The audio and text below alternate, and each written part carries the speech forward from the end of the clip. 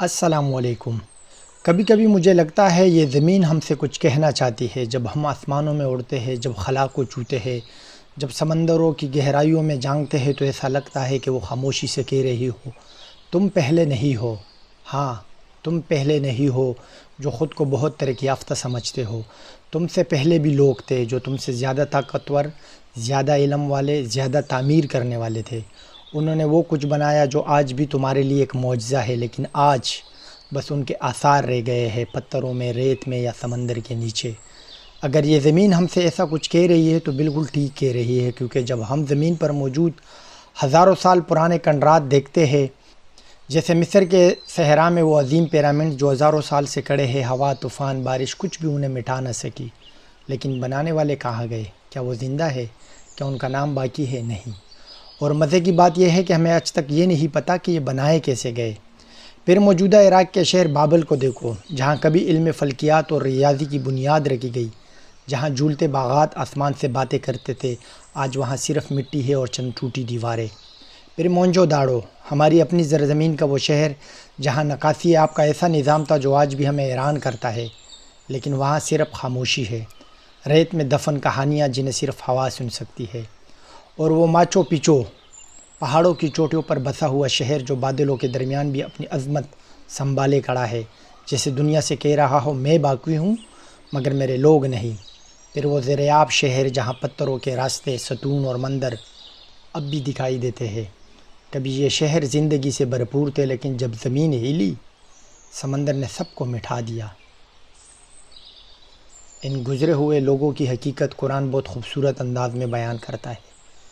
قرآن ہمیں بار بار کہتا ہے، کیا ان لوگوں نے زمین میں چل پھر کر نہیں دیکھا کہ جو لوگ ان سے پہلے گزر چکے ہیں ان کا کیا انجام ہوا؟ وہ ان سے قوت میں بھی زیادہ تھے اور اپنی یادگاریں بھی ان سے زیادہ چھوڑ گئے تھے۔ پھر ان کے گناہوں کی وجہ سے اللہ نے انہیں پکڑ لیا اور انہیں اللہ سے بچانے والا کوئی نہ تھا۔ کتنی سیدھی مگر دل دہلا دینے والی بات ہے۔ انسان اپنے علم پر فخر کرتا ہے لیکن بھول جاتا ہے کہ علم اگر خدا سے دور کر دے تو وہ تباہی کا راستہ بن جاتا ہے۔ انہوں نے وہ کچھ بنایا جو آج بھی ہمارے لیے ایک معجزہ ہے، لیکن آج بس ان کے آثار رہ گئے ہیں، پتھروں میں، ریت میں یا سمندر کے نیچے۔ یعنی ان لوگوں نے وہ ضرور کیا جو ہزاروں سال تک موجود ہیں، مگر وہ اپنے خالق کو بھول گئے تھے، اپنے خالق کے احکام چھوڑ کر گناہوں میں مبتلا ہو گئے، تو آج بس ان کی یادگاریں ہی موجود ہیں مگر ان کی اپنی شناخت فنا ہو چکی۔ قرآن کی ایک اور جھنجھوڑ دینے والی آیات۔ اور ہم ان سے پہلے کتنے ہی قومیں ہلاک کر چکے ہیں جو ان سے زیادہ طاقتور تھی، انہوں نے ملک کا کونا کونا چھان مارا کہ انہیں پناہ مل جائے، لیکن ان کو پناہ نہیں ملی۔ یہ ہے انسان کا انجام جب وہ اپنی طاقت کو خدا کے برابر کھڑا کرنے لگے۔ اور جب انسان خدا کو بھول جائے تو زمین ان کی عمارتیں یاد رکھتی ہے مگر خود انسان مٹ جاتا ہے۔